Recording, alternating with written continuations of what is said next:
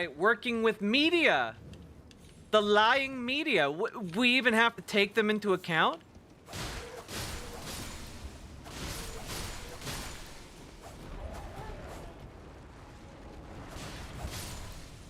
Hi, I'm Alexei Walternist. During the Trump administration... Oh boy. Alright.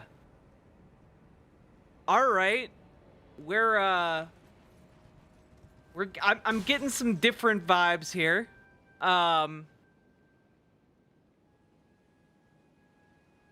Getting some different vibes. Alright.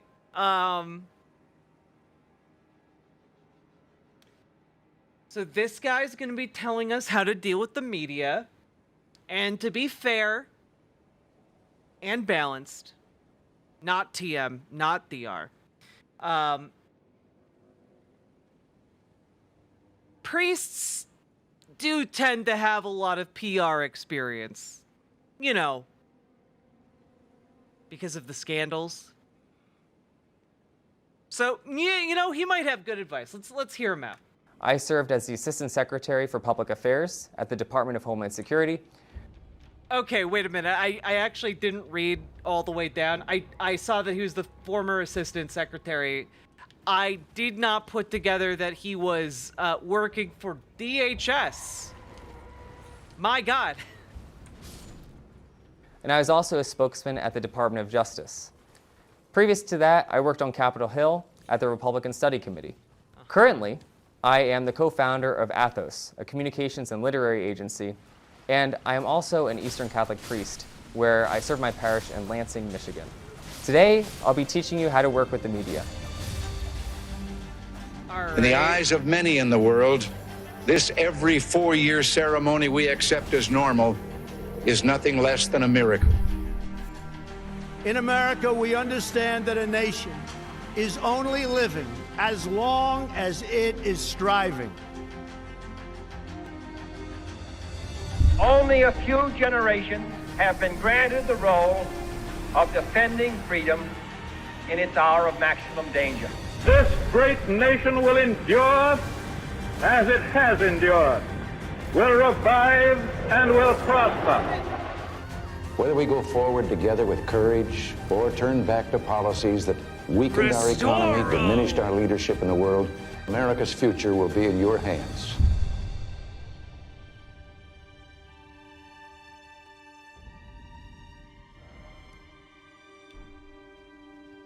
All right, how to work with the media.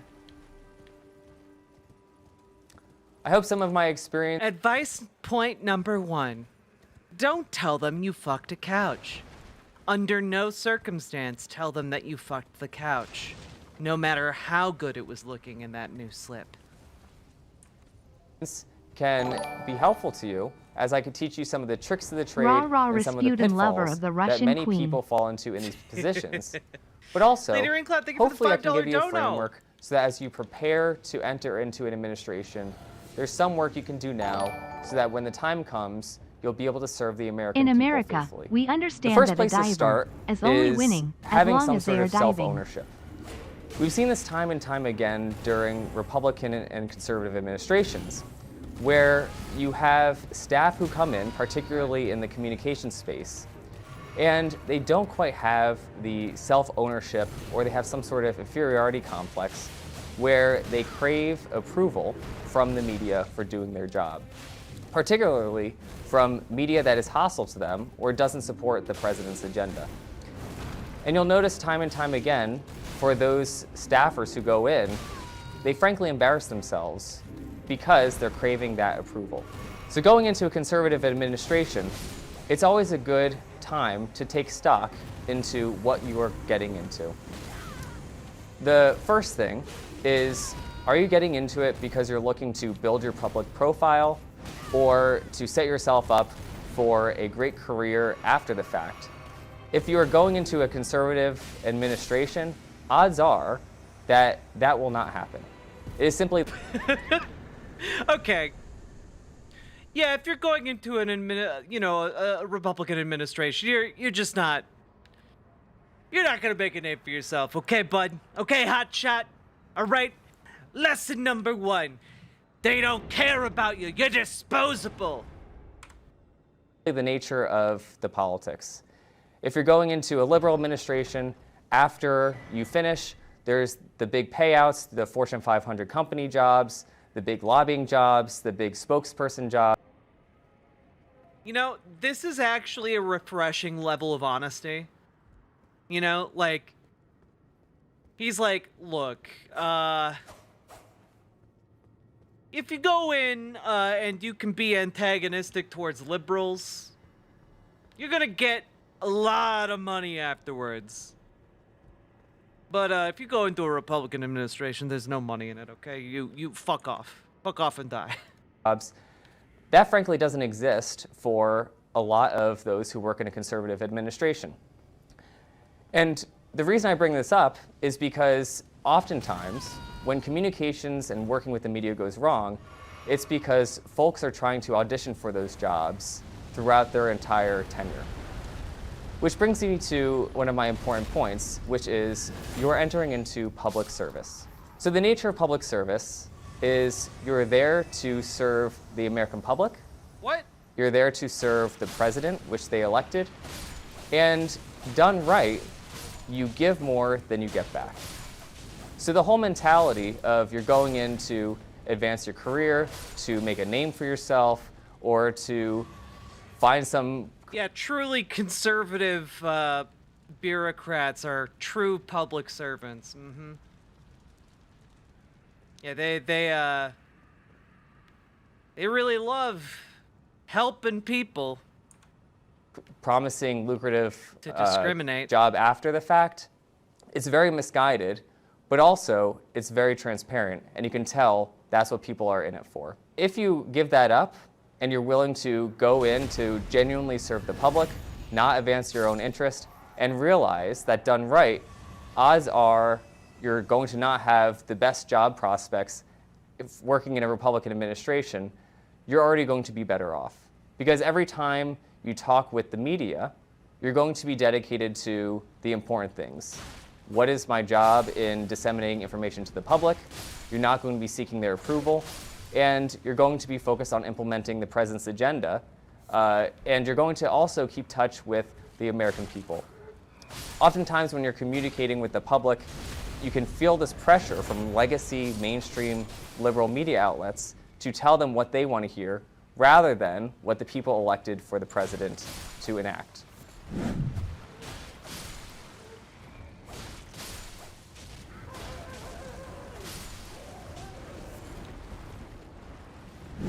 Also, in working with the media, it's important to realize your place in the whole process.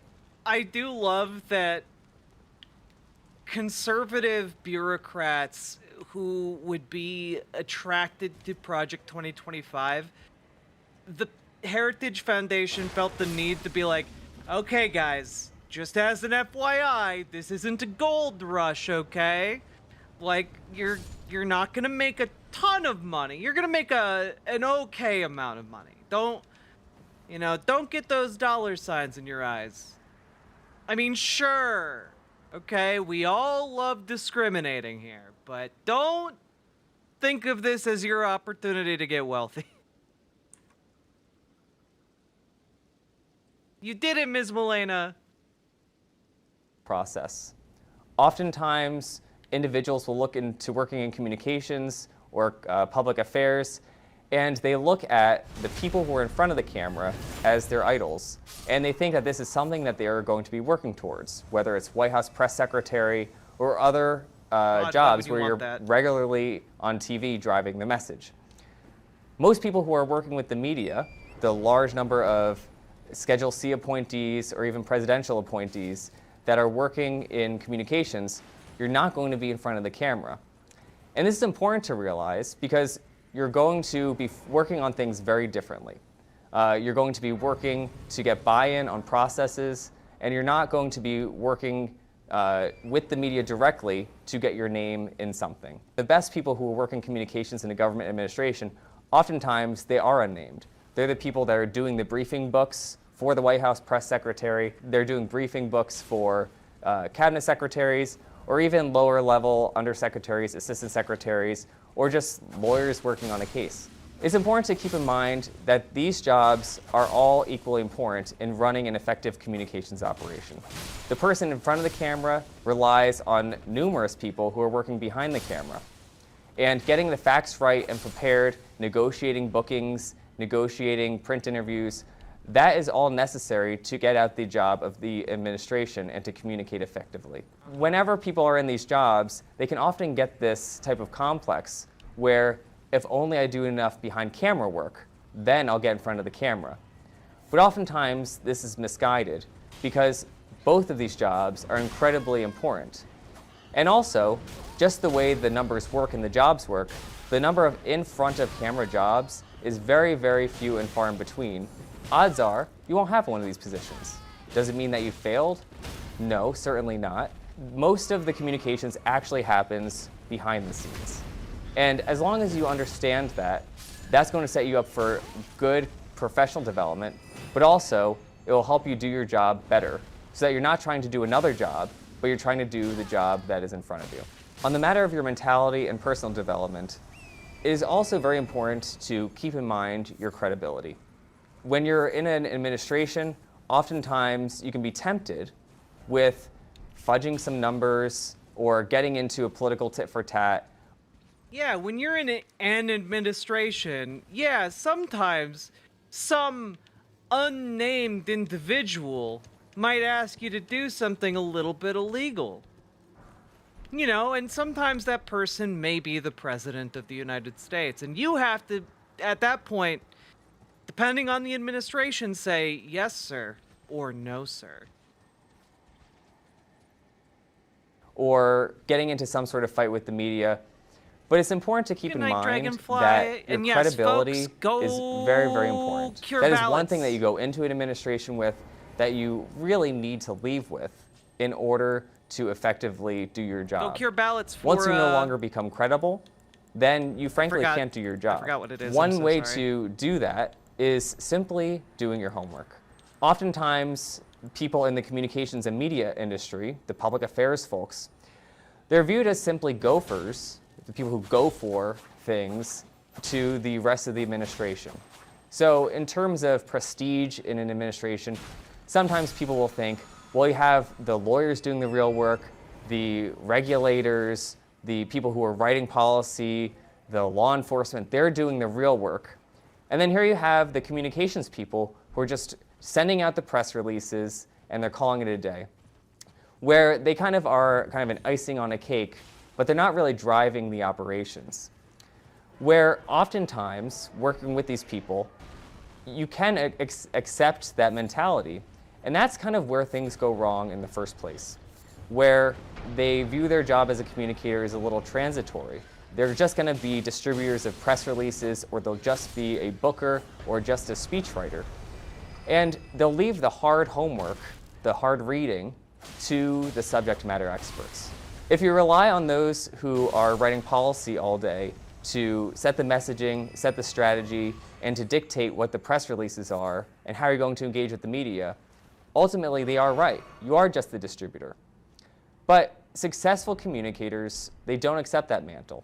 Instead, they endeavor to become subject matter experts themselves. Are you going to be as proficient and in the weeds as someone who is a direct operator? So for example, if you are doing a press release for ICE or Border Patrol or a U.S. Attorney's Office, and you're working on charging documents, are you going to be as in the weeds on particular forms and how things work? The answer is no, but you do need to understand how things are so that when a reporter calls, you actually know more than they do.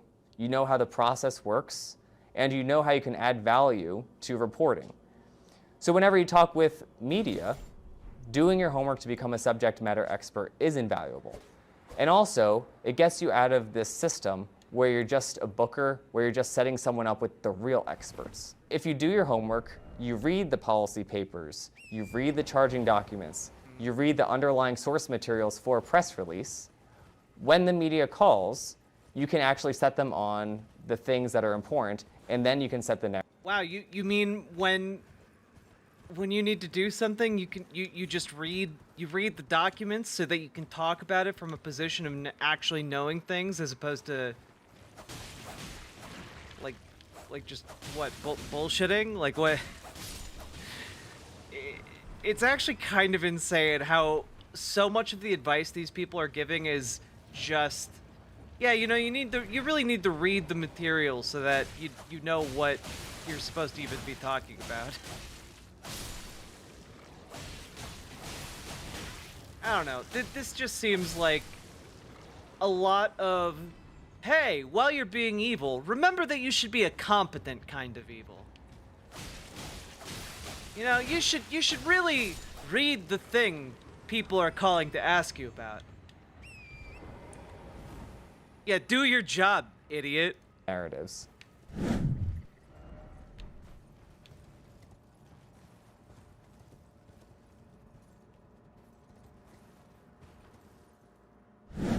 Another important matter to understand is your duties as a political appointee.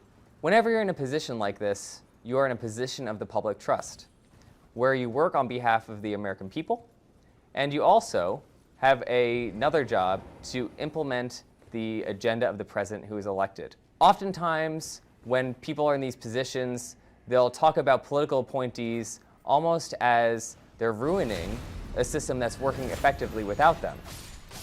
But actually, the opposite is true. Without political appointees, the government has no real way to implement the will of the president. That is a bureaucracy who is running things rather than the president himself. So when you're in these positions, you do have certain duties that you should be fulfilling. The first is communicating effectively regular government functions.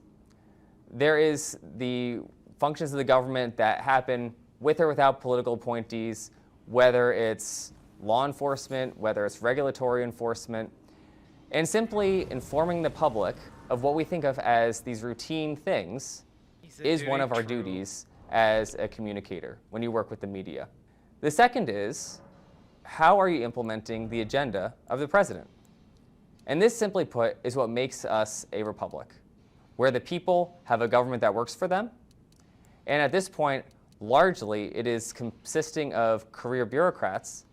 And the way that we're actually a republic is the American people empower certain individuals to control this government. The career officials are there to arguably keep the regular functioning parts of the government running, but the political appointees are there to be the direct will of the people in implementing the president's agenda. And when you are in these positions, particularly when you're communicating with the media, it is important to let them know this thing that you elected the president to do, they are doing it. It's true, I'm conservative now. This guy's my new god. When you are in these positions, you're going to get pressure from officials. When you're in that position, you're gonna feel some pressure. Whether they're in the media or whether they're career officials, that, oh, you can't do that, that's too political. I'm not talking about vote getting where, oh, you're doing this action and you're directly saying, vote for this candidate. But oftentimes they have trouble discerning the line. Where, oh, the president campaigned on doing this thing, and therefore, if he... Weirdly enough, this guy is maybe the most normal of the people who have been like part of this Project 2025 thing that we've seen so far. Like, he's weirdly, this guy who is a priest and worked for Homeland Security, he's the most normal of the guys. This gives this vibes? What is this? A, God exists after all. B, he's on our side. And C, he wants us to win. And there's even more good news, believers, because it's official. God's back. And he's a citizen too. Okay, fair. He talks about it, or you as a political appointee are talking about how the president promised this and he's fulfilling it, all of a sudden it's political and you cannot do it. But rather, you have to have the framework where this is what real government looks like. This is what a republic looks like. Where God's back. If the president campaigned on something and the American people voted for that to be implemented, and you can't talk about it, we cease to be a republic. So, nevertheless, during your service, if you are in one of these positions, you're probably going to be faced with some pressure where we can't get into this issue because it's too political. As long as you're not talking about vote getting, odds are it's fine. One anecdote on this. In the Department of the Interior, during the Trump administration, the digital team, where they created digital content for the secretary and the cabinet agency, they were told that their content was too political and that they had to have a career lawyer sign off on all their content before it was ever posted. This eventually led to a system which was accepted where political individuals would take content that they were talking about how they were implementing the president's agenda, and then they had career bureaucrats who were unelected and unaccountable to the American public then say this content is or is not acceptable to communicate to the American public. So if you're ever in one of these positions, I recommend, number one, you have the best framework and mentality for what your value add is to constitutional government, but also understand that is not normal. You should be talking with lawyers, particularly politically appointed lawyers, and ask them, is this legal? There's also situations which are illegal where political individuals will be reporting to career officials and I like how Project 2025 is so unsure about these appointees that they're like, you please for the love of God, consult lawyers so you aren't sued out of existence. And that is not supposed to be Do happening. I think Tim Walz if you ever looks like find Tim yourself in one of Conway? these positions, you should be speaking with the general counsel at your agency or other lawyers, because this cuts directly against constitutional Republican government.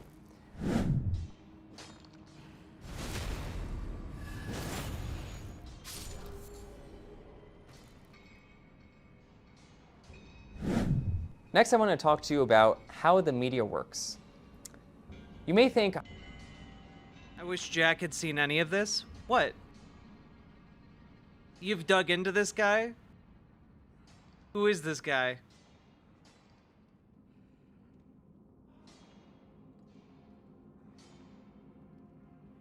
Wait, what do you mean? Tell me more, chat. All I know is that this guy is capable of presenting himself like a normal human being, unlike the other 3 guys. 4 guys? 5 guys.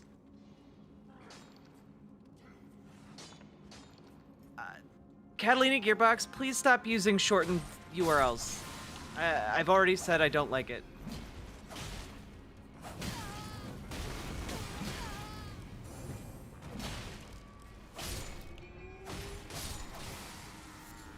He's a Melkite Catholic priest? What is a... I have no idea what that means.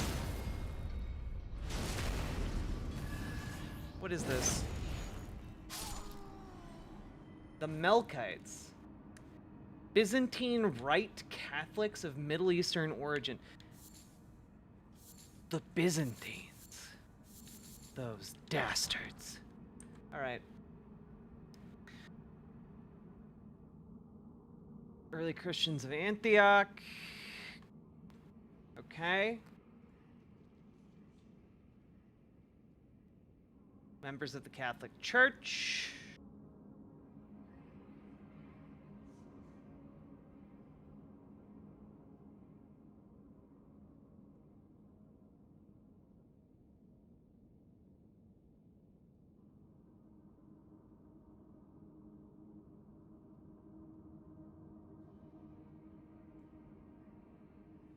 With the 7th century onslaught of the Islamic conquest of the Middle East, the Melkites found themselves under non-Christian domination.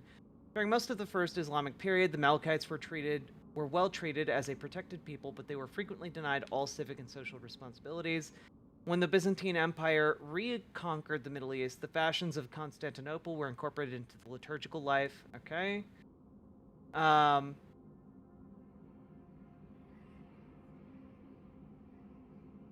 The Melkite Church in Rome happened because of the Crusader.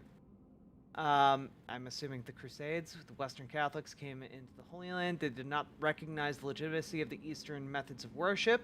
In worst cases, marauding crusaders ransacked Orthodox churches, and at the best, they simply installed Latin patriarchs and bishops, usurping local control of the church.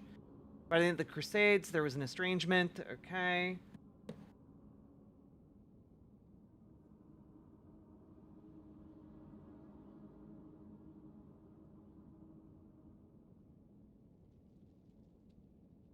Married clergy, election of bishops.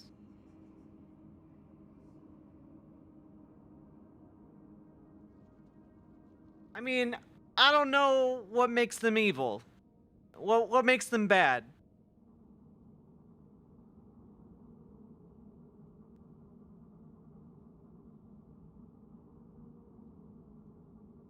You guys are telling me a bunch of stuff. I don't know who this is. All right. Mr. Woltornist has advised nonprofits. Okay.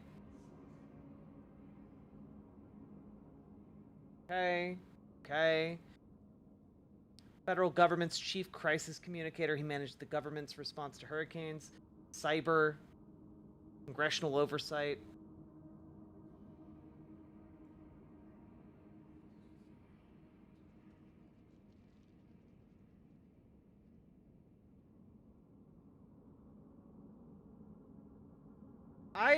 I have to be honest with you guys, okay?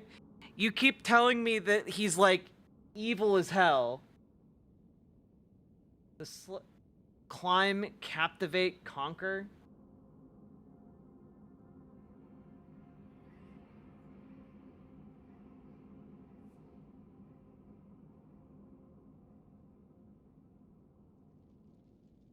Like, yeah, this guy's a conservative. He's got a lot of fashy stuff about him, but like, I don't see anything that makes him uniquely bad in all of this, outside of the fact that he has this, this company. You know?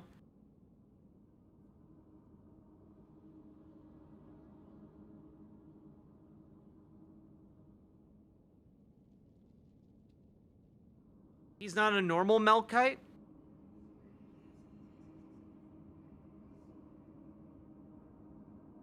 But like, what makes him not normal, I guess?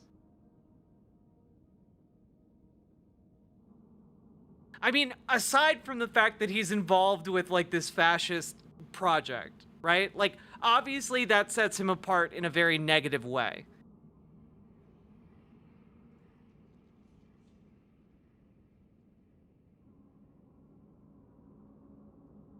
Those are diametrically opposed concepts.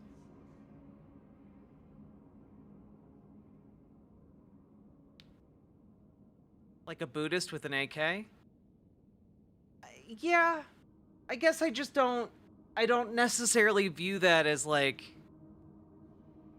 I don't think anyone's religious beliefs preclude them from becoming like a fascist. You know, like there are Buddhist monks who have like participated in massacres.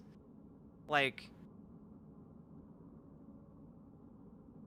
but like I I don't mean to like I'm not trying to be sassy or anything. It's just like, this guy is clearly a bad person. He's working with this fascist government, and he works for, frankly, he works as a communicator, or worked as a communicator for like the worst parts of government to like make excuses for, you know, ICE and Homeland Security and whatnot. Like, he's a bad guy.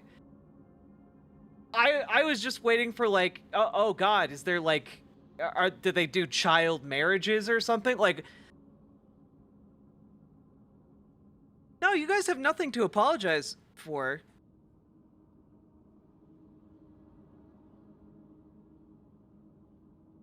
They're normally very humanist to the point of being peacemongers in the Middle East. I mean, I believe you. It's just that, like, again, I don't think that precludes him from being bad, I guess.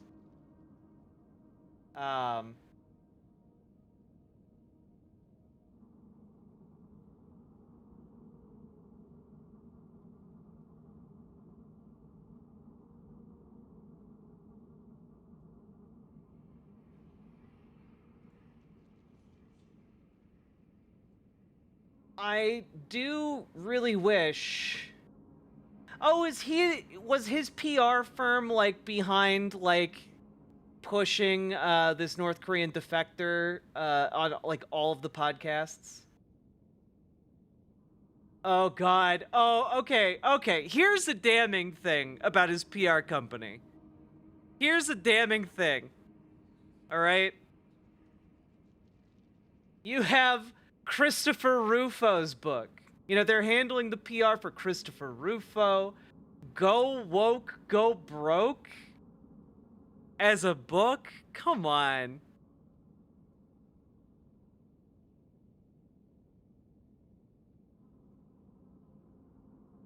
The Parent Revolution.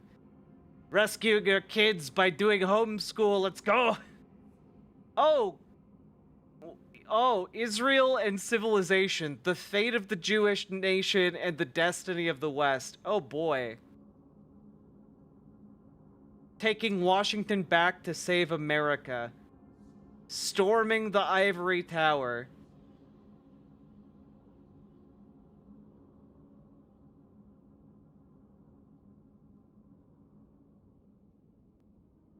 Oh boy.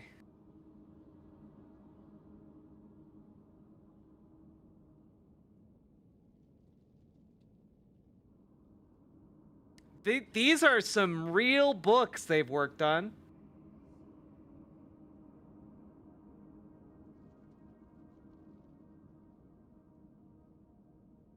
Huh.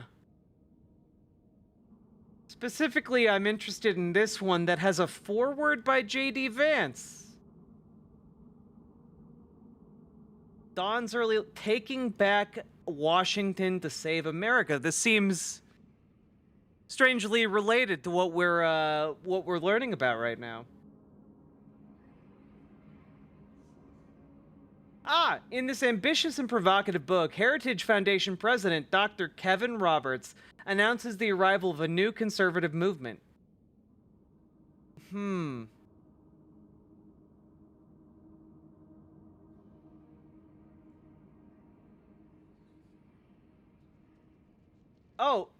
This is nice. Dawn's early light blazes a promising path for the American people to take back their country. Chapter by chapter, it identifies institutions that conservatives need to build, others that we need to take back, and more still that are too corrupt to save. Ivy League colleges, the FBI, the New York Times, the National Institute of Allergy and Infectious Diseases, the Department of Education, BlackRock, and Bill and Melinda Gates Foundation, the National Endowment for Democracy, to name a few. Damn, dude. They want to get rid of the Institute for Allergy and Infectious Disease. Okay. All right. Cool.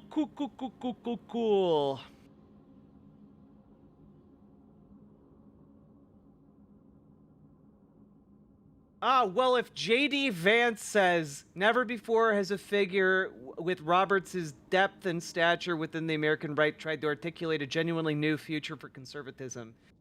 We are now all realizing that it's time to circle the wagons and load the muskets. In the fights that lie ahead, these ideas are an essential weapon. Just as an FYI, circling the wagon here is not really generally a particularly positive attribute for your forward-facing movement. That's not a phrase that conveys a lot of confidence. Ay. I kind of want to read. You know what? I wonder. I want to read the foreword by J.D. Vance to see if he says any like Goonie shit. But I also don't want to spend $32 on this book. All right. The only thing I was trying to say when I said this guy seems normal is that in comparison to like the Stepford Wives, like seems like they're 3 wine glasses deep women who opened up the first one, or like the droning historian that opened up the second one, or those 2 sweaty weirdos in the third one. Like, this guy is the least normal, or the most normal projecting one. I don't think he's a normal person. Normal, non-evil people are not involved in Project 2025. Like, being evil is kind of a prerequisite. I work with the media all the time already, or I watch the news all the time. I know how they work. But perhaps there's some insights I have in working with them in the way I have that can help you do your job a little better. The first place to start is understanding the media and what their interests are. So largely, you can put the media into two categories. There's the legacy, what many people will consider the traditional media. That consists of cable news channels, the legacy places like the New York Times, Washington Post, as well as the networks, ABC, CBS, NBC. The second category is what many would consider the more political or partisan media, which would include outlets that most of you probably read, like The Federalist, The Daily Caller, The Washington Free Beacon, The Daily Signal. Ah, yeah. All those classics that I'm sure all of you read. No. Oftentimes people will get into political positions and then they have this mentality that I mentioned before, this inferiority complex. Yeah, but like, I guess I am unsure why me making an observation that he's like a more normal or more capable of like seeming normal is like, I'm not giving him a compliment, guys. It just means that he's more like able to normalize these positions that are deeply, deeply abnormal.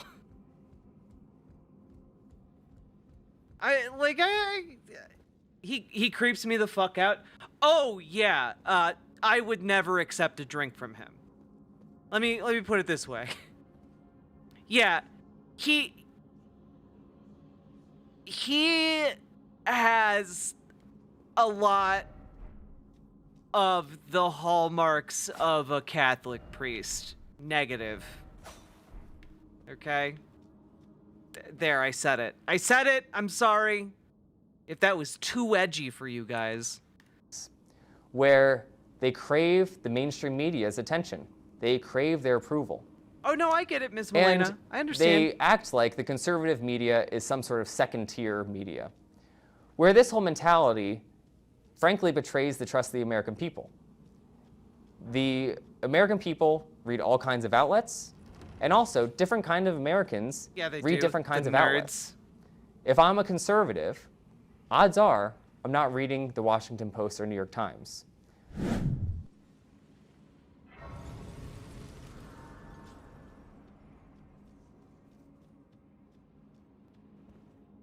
Different people read different things. The first place to start Crazy. is understanding what each media venue can bring to the table.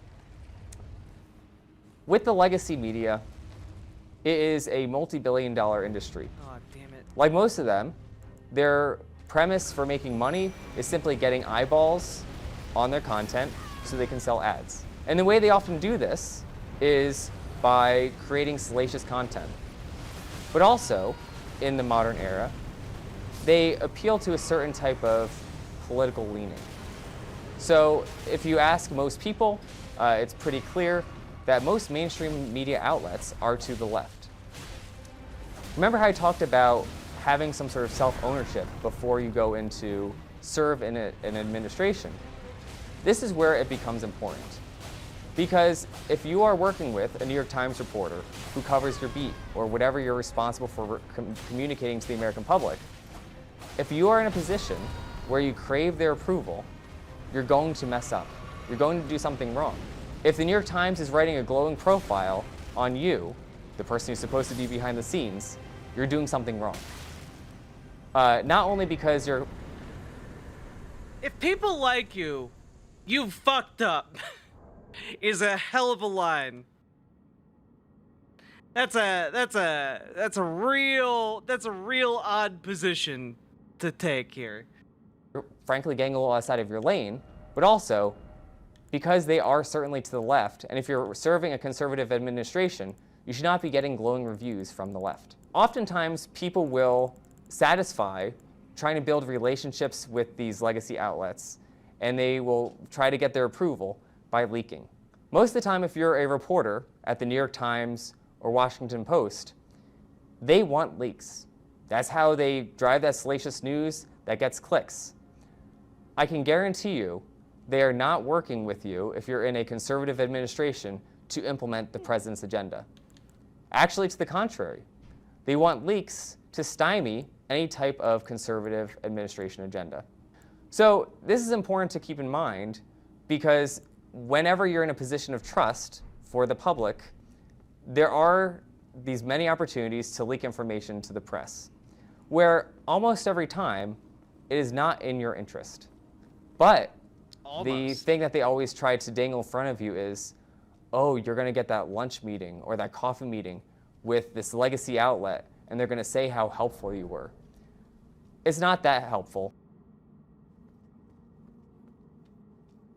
I do have to ask, who would be enticed by that? You know, like who... Ooh, you get to sit down in a meeting with the New York Times. Ooh. Like what? Oh, and? You get nothing out of that. They're gonna give you compliments, but don't fall for it. Okay? All right? We love you. God loves you. More than any New York Times reporter. He's just telling you what you want to hear. To you. It's not that helpful to the president's administration. And they're trying to get you to trade in your access and your promise to implement the president's agenda so that they can get their next headline. And the second category is the conservative media outlets. In working with conservative media outlets, it's important to understand their role in this whole system. The American people who vote for a conservative presidential administration, they're not reading the New York Times. They're not reading the Washington Post. Actually, to the contrary, if those outlets publish something, they're going... You have already gone over this. You have already told us that different people read different outlets. You've done this already. You're just reiterating these same points. Why? Stop. Going to assume it's false. So the only way to reach them with any voice of credibility is through working with conservative media outlets. For many of these people, if it's not in these conservative outlets, it didn't happen or it's not true. And that's simply the result of the past decades where legacy media have attacked conservatives and then shown that they're lying or reporting something as false. So the conservative media can bring a certain credibility to the table, but also they can bring a reach that you can't have otherwise.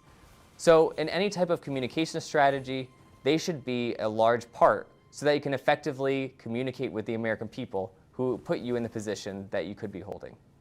And when you're working with the media, it's important to keep in mind standards of what you're trying to accomplish. If I'm a legacy media outlet, I'm not going to be writing about how some conservative policy, whether it's taxes, energy reform, religious liberty, I'm not going to be writing, if I'm working at one of these legacy outlets, about how whatever the president did is so great for the American people. They're not going to be doing it. It's just not in their interest. The report... Well, it's less that it's not in their interest and more so that it's just not true. Like, people don't like Donald Trump, man. Like, I don't know what to tell you. Like, normal people, not a huge fan of the guy. Crazy idea, you know? But it's true. Not super keen.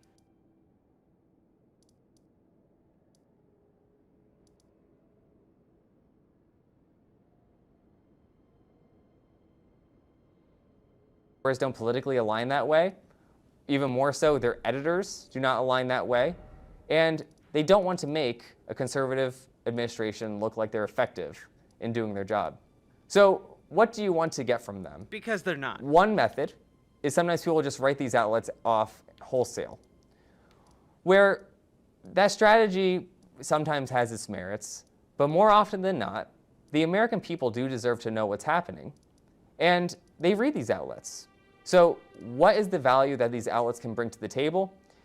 Simply put, they can factually cover what is occurring.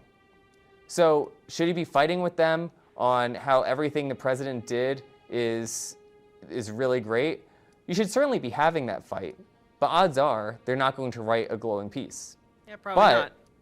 Can they factually capture everything that's happening and any data that you can bring to support on how it's good for the American people? That's something you should certainly be fighting for. But also, you shouldn't be getting into their game where you're looking at everything from their worldview, where what the American people elected the president to do is bad. You should never give up that fight, but also, you don't need to waste your time if you're not going to convince them.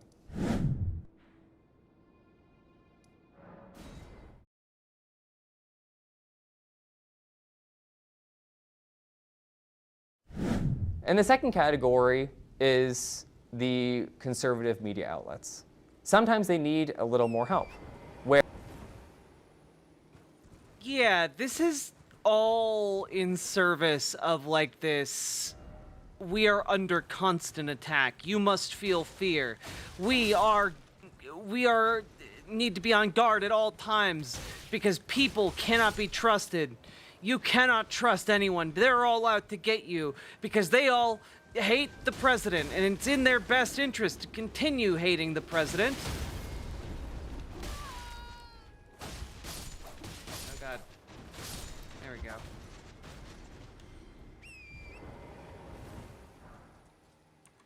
Where here is something factually that's happening, but also here is how it ties in with the president's agenda that your readers largely support.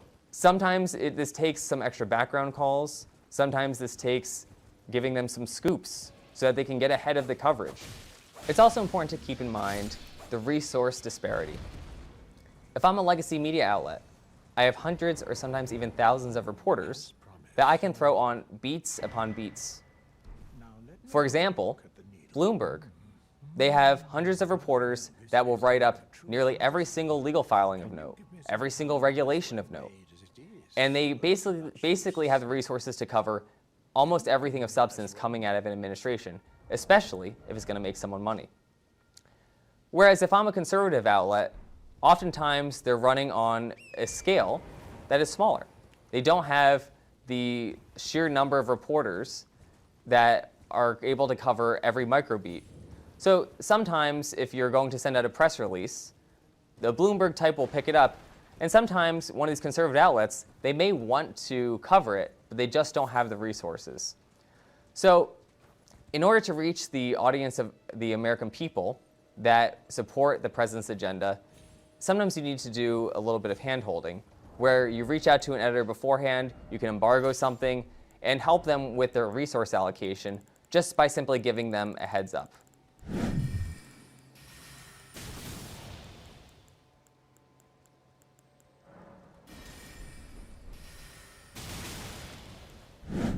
The last matter I want to discuss is the tactics that you have at your disposal to communicate with the American people. One of the large tools that you're going to do this with is press releases. For those of you who have served, you'll be familiar with this phenomenon. And for those of you who haven't served in a presidential administration, this is how it usually works. You go into the office, then you get a call from someone possibly deep in the organization. Hey, I have a press release that needs to go out today. Can you send it out? If that's where you're at, something has gone wrong already. This gets into this mentality that I mentioned before, where the communicators just simply are distributors of information. Rather, you should be in the driving seat. You should be crafting the messaging. You should be bringing in key information on how it implements the president's agenda to make Americans' lives better. And if a press release is already drafted, it's too late. The issue here is that Donald Trump's policies don't make Americans' lives better. Like that's kind of the issue here is that like your entire existence as a PR mouthpiece for the president is undermined by the fact that that president is Trump, man. Do good things, not bad things. If there is a regulation or some sort of charge from law enforcement or some sort of policy change, you really need to be part of the discussion in the first place. And the reason for this is, like I mentioned before, if you are a policymaker, they can get so in the weeds that they can become disconnected from the American people. But also, they're not going to think about how to package it to the American people or how it could be received by the American people. They can just frankly get a tunnel vision, and that's the value add for communicators. You're regularly engaging with the media, you're regularly engaging with the American people through the public sentiment on social media and such, that you really can bring something to the conversation. I know how intimidating it can be when you're in an agency, say the Department of Justice. You're the only person who didn't get a law degree from an Ivy League university, and they're talking about some important regulation. I know how intimidating it can be to really offer your 2 cents, but I assure you, that's what the American people want you to do. They want someone who is implementing the president's agenda and bringing that to fruition. So if you're ever in those positions, don't be shy. The president or the White House put you in this position to do this very thing. And also, you're reading a lot of media, and that actually is an important perspective to bring to the table. So it can be as simple as, okay, well, what is the strategy going to be in implementing? I feel like we're still at the read it and do your job, stupid, like level, you know? Like I feel like that's kind of where we're at. This regulation, simply sending out a press release is usually the proposal from most people who don't do communications. Do your Usually, job, stupid. I'm working on a regulation if I'm a policy person. What am I going to do? Send out a press release, and then they call it a day. And then you'll get the call a few days later. Why isn't anyone covering my press release? Well, usually it's because it's boring. Where your job is to make sure it connects with the American people and it connects with the media. So if you're part of these policy planning discussions, you can help them craft the message from the beginning so that it's not turning around a ship at the last minute. You can make sure things largely stay on track up until the point of the press release. So once you're at the point of the press release, most of your work is done. The messaging is lined up, the way that the regulation is branded, and also the rollout. You can also factor in other things on exclusives, whether it's a broadcast exclusive with an interview with a principal, or whether it's a print exclusive. You can factor that into the rollout beyond just a press release. Because oftentimes, if there is any type of big policy change, it's because something's going to hit the Federal Register, or something's going to be out today. And calling a reporter up and saying, hey, this thing's happening in 2 hours, is going to get you different coverage than, I'm alerting you, here's an embargo, here's the actual regulation, here's the actual press release, it's coming in a week. That's going to generate you better coverage, but also it will improve your relationships. It will help you have credibility with reporters so that they really know you're part of the process and an insider, and they're going to work with you differently. And this gets me to another important point, which is simply to pick up the phone. When you're working with press releases, it's very simple to just get in this email mode where everything is emailed and you communicate with reporters, everything in writing. If you look at the great communicators who get points on the board, they're talking to reporters. When a reporter reaches out about any type of regulation or anything you're doing a press release on, you become a subject matter expert and you can walk them through what it's actually going to accomplish. You're going to demonstrate to the reporter you know more than them because you've been doing your homework. And also, you know more than them because you're part of the deliberations. So, I mean, you should know more than them because you're doing your job, right? Like, as you're part of these deliberations, you can figure out what is in the interest of the American public, where you can show you're implementing the president's agenda, and you can communicate that to a reporter in the appropriate way, whether it's on background, on the record, off the record, and you can also craft the storyline in ways that you can't in writing. As you're part of all of these deliberations and forming the policy, You want to just make sure that you're part of the conversation. And one way that you can do that is simply by showing Join up the and doing your job. conversation. So if you are given a certain portfolio at Literally, are you the cabinet kidding me? agents, showing up and doing your job. Dude.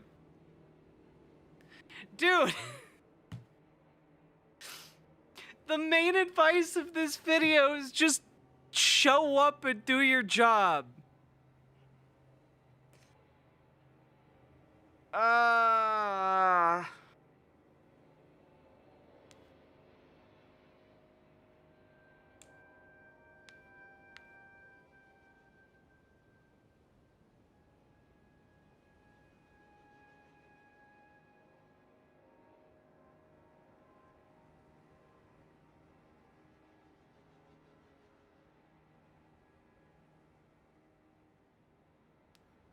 How does a press person get points on the board exactly? How are you enjoying that English degree?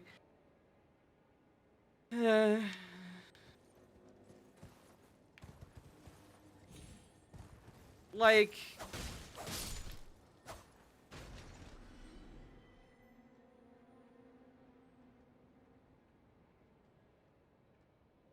He's telling you that instead of having them talk to the person conveying the message or getting it to them directly, use your position to mold the narrative into something that suits your ends.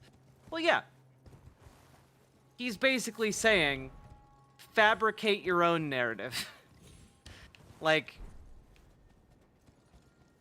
the truth doesn't really matter that much as long as someone walks away with a favorable impression of, the thing you were tasked with communicating. You know, like, at the end of the day, he's very comfortable lying. But, I guess, like, frankly, I assumed that was already, like, something people understood about him. Like, this guy, as a PR guy, is very comfortable lying if it mainstreams and normalizes a narrative that is convenient to him and the people who he works for, you know? And, like, this is ultimately what his job is. It's not telling the truth.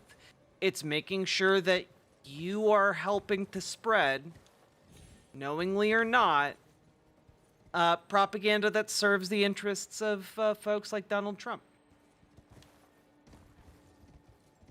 Like, that's what he's doing. That's his job. And, frankly, it does seem like he's pretty good at it. Like, of all the people who have talked so far, he does seem the most competent. And, frankly, having looked at his record kind of backs him up on what he's done.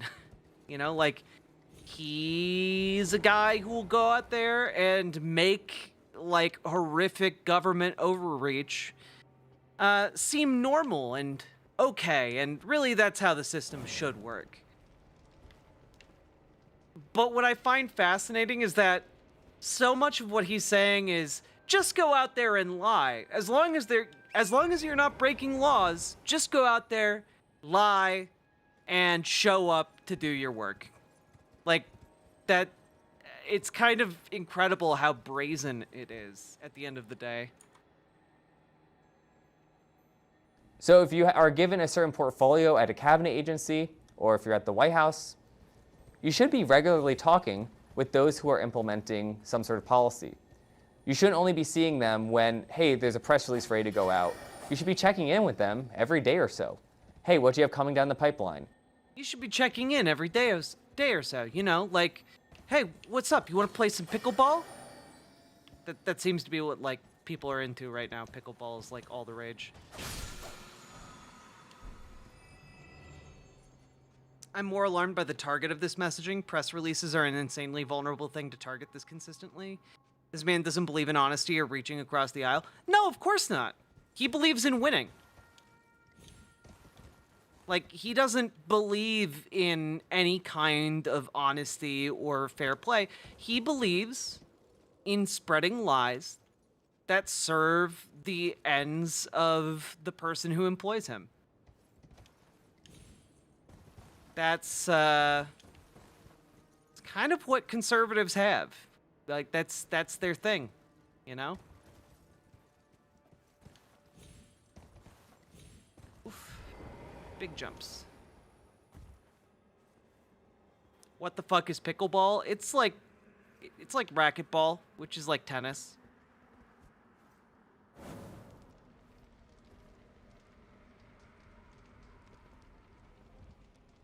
I mean, press releases are a vulnerable thing to target here, but like having worked with like PR people do this, especially if like they know you're a big enough deal to like court in this way. I guess I'm less alarmed by that, but more just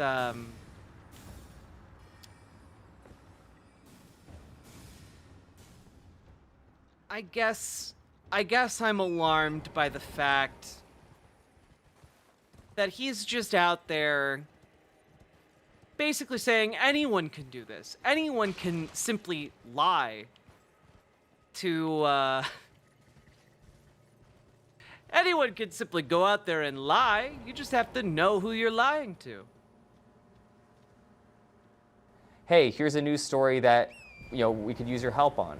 And when you're part of the process and you let policymakers know that by working with you, they're going to get better coverage, it's going to be more factual, conservative media is going to be trumpeting how great this priority is and this policy is, you're going to be brought into the process earlier so you can help craft the policies, so you can help craft the messaging, so you can help craft the strategy. And that's when the calls come in and you can really do your job effectively. And that's how you break out of this mold that many communicators find themselves in, where you're just simply a person on a screen pressing send on an email that goes to everyone too late in the process.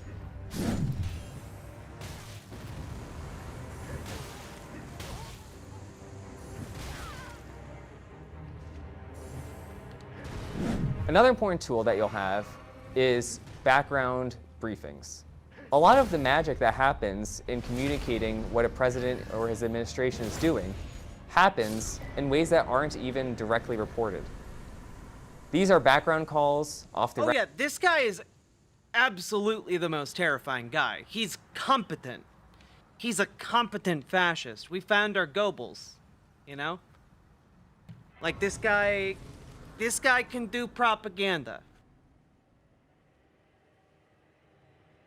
Half the public courts are now carved up for pickleball. Clack, clack, clack. Drives me nuts.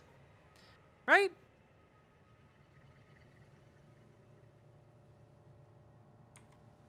Record calls and other types of briefings where you'll give out access to high-ranking or sometimes mid-level officials in order to condition coverage in the long term. For mainstream outlets, you can make sure that they understand the issue better so they can be more factual. Or for conservative outlets, you're helping them understand issues so that they can see how it ties in with the president's agenda and how he's implementing it. As you're doing these background calls, they can be very helpful, but sometimes working with decision makers, they might not see the value because they're not getting a clip right away. They're not getting some glowing review or write-up. That gets back to one of the first points I made on credibility. Yeah, all of this is Nazi shit. You know, like, this is all Nazi shit. This guy, like, the J.D. Vance guys who were talking about how, like, hey, you know, you need to treat people like mechanical devices to get that get you things. You know, it's all Nazi shit. They're just talking about using people and discarding them the minute they become useful. And each one of these interviews is about how you can use the people around you like objects in order to further this fascist agenda. You use up everyone until they're of no use, and then you abandon them. You know, it's the death cult mentality floating to the surface, you know?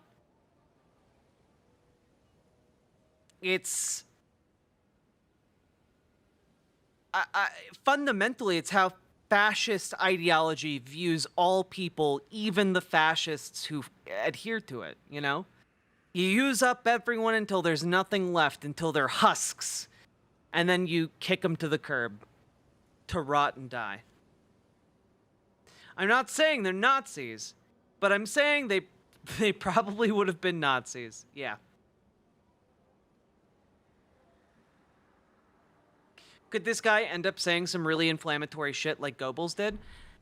I think if it was his job to say inflammatory shit on behalf of a genocidal administration, he would absolutely do it without batting an eye.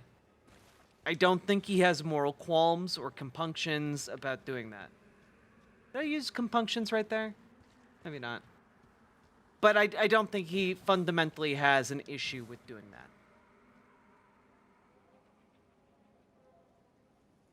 Like, what I think is that he would be scarier because he would not say it in an inflammatory way until it was totally fine for him to be mask off about it, you know? This guy's calculating. He's shrewd. Do you think he would slip up? I mean, fascism isn't subtle. Like, slip up in what way? It's not like he's hiding what he's doing right now. He's in an instructional video telling people exactly how to do what he does. You know? Welcome back, Q-Berry Shortcake.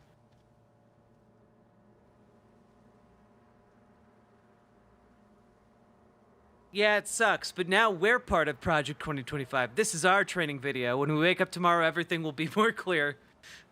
No! Why is the audio out of sync? I don't know.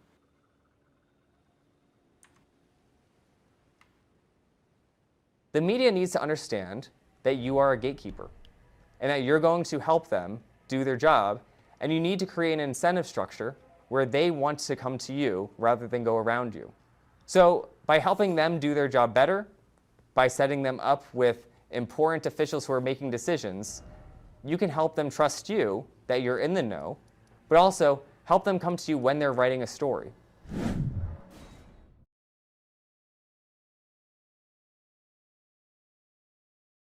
But that's the thing, Mr. Miyagi. He's not wearing a mask right now. Like, this is his true power level.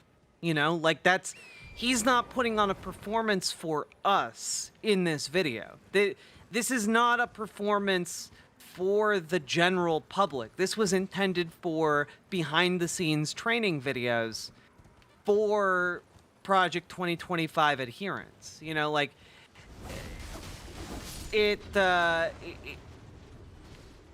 this is the mask being off. Does that make sense?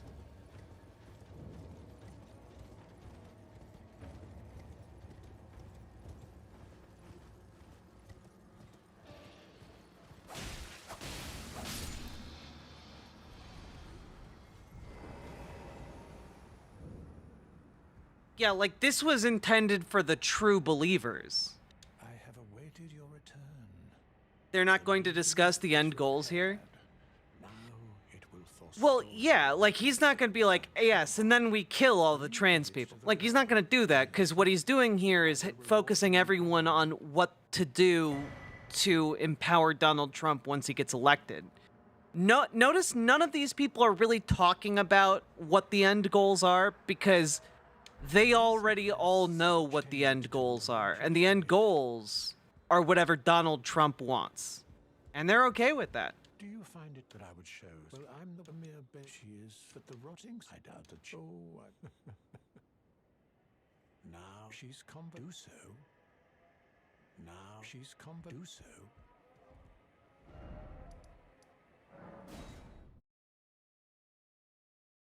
Yes, Nugan, we still going.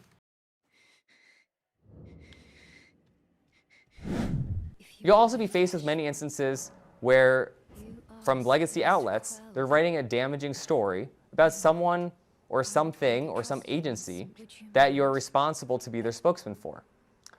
There's one tactic that I think is particularly effective in this. It doesn't hurt to just stop and take stock and say, what are the facts as you understand them? What facts can I give you that could tell you that you're wrong?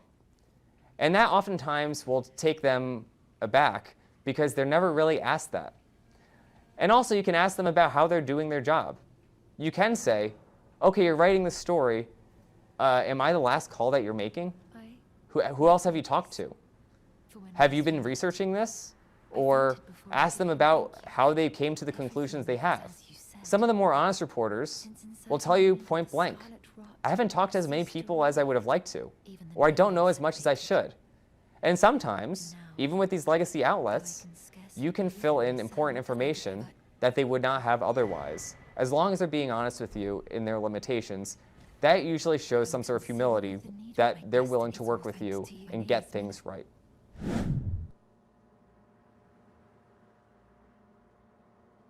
Again, he's already admitted he doesn't really care about getting things factually right. What he cares about is mainstreaming his, like, the ideology, the positions, that of his employers, and when he says get the story right, he means right for Trump. That's what he means.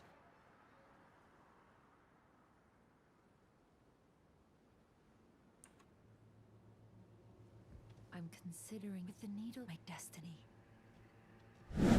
Another one of the tools that a communicator has in your toolbox that's very important is op-eds and speeches. If you're working with a cabinet official or even... Can I say something that might be a bit controversial?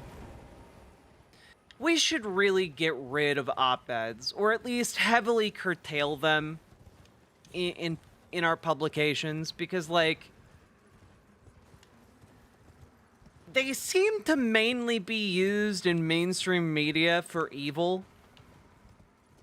Like, you're basically just having partisan hacks come in and write these articles that have no obligation to be accurate or true. You know? Like, I think they can be good. It's just like, I've seen so many of these conservative, like, climate change denialists, like, writing articles.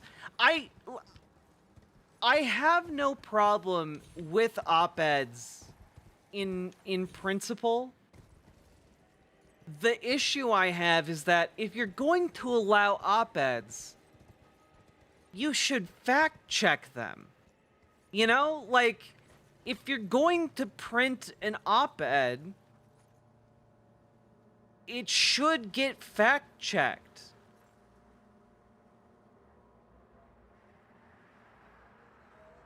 And yeah, I'm aware of your op-ed, Lady Raincloud, but yours is going to be accurate because I know you. You know, like, what I don't trust is a random op-ed in the New York Times.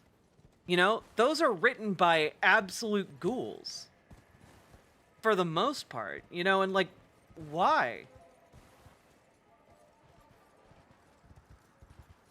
Am I suggesting journalistic integrity? Not only am I suggesting journalistic integrity, I'm suggesting, like, platform integrity.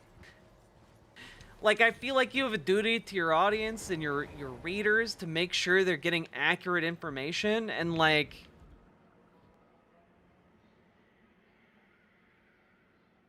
they're not getting accurate information if you're just printing lies. That's that's what a lot of op-eds do.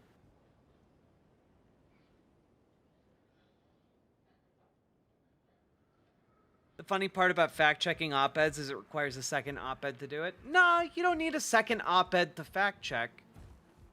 Like, at the end of the day, the outlet is taking the article. They can, like, run it through their editorial team. Oh, something about... So I decided to pay a visit, but I've only found emptiness. Perhaps before my departure, Well, I must.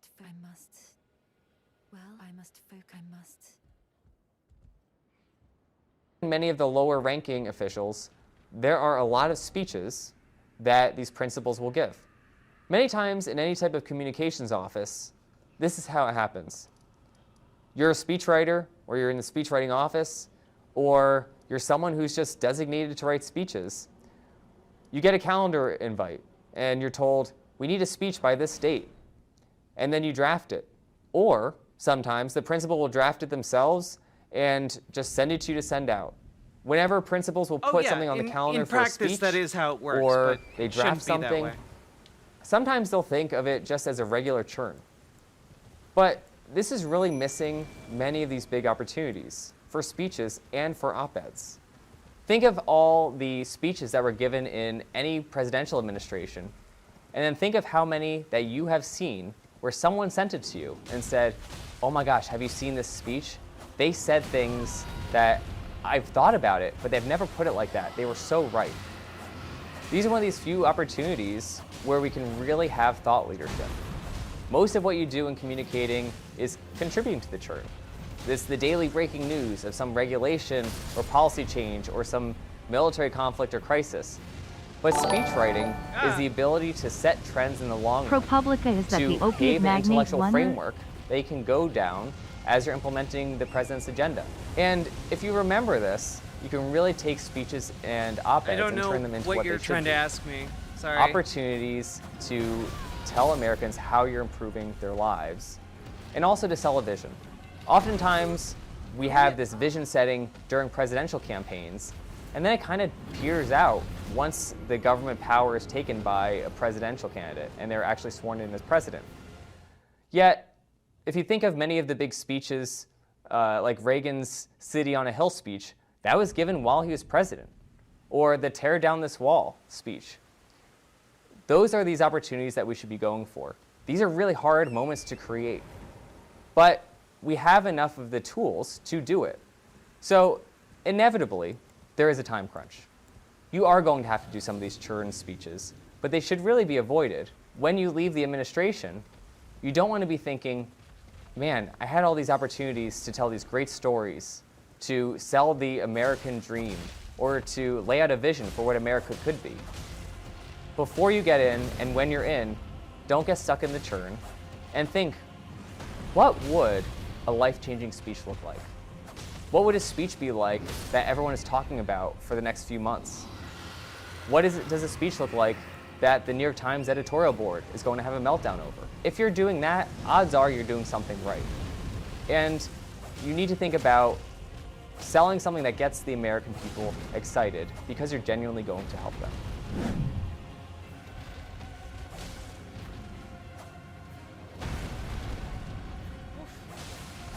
Yeah, I don't think the American Well, certainly people I are couldn't going to cover get everything excited you need about to any do to be policies you're successful putting in out, my serving guy. as a communicator in a presidential administration and working with the media. Hopefully I gave you enough tools that you need to understand what you would be taking on. Ultimately, the most important thing is the commitment to public duty. If you're going into public service to get something from it, rather than to give to your country, you're getting into it for the wrong reasons. Everyone you work with will be able to see through it. Albeit many of them are in that public service position because they're trying to get something out of it. But if you truly decide to make a sacrificial move and sacrifice for your country, and that's your reason for serving, everyone will be able to tell, and your country will be better for it. But also... No. What they're trying to do, frankly, they don't give a shit if you're trying to do this out of the goodness of your heart or not, out of a place of sacrifice. What they want to do is limit the amount of, like, sycophants who are motivated purely by money. Like, they want to make sure people aren't just going to jump ship immediately for a bigger paycheck. That's what they want to do. Now, do they care if people do that? No. Because that's, like, literally how they all function.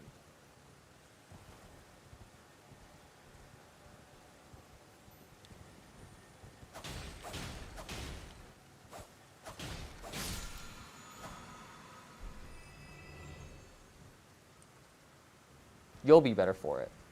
Whenever you speak with the legacy media, you're not going to live in... Yeah, I think that's the other thing too, right, Snoogan? They want people who are going to be yes men. They want people who are going to say yes. Yes, Donald Trump, yes.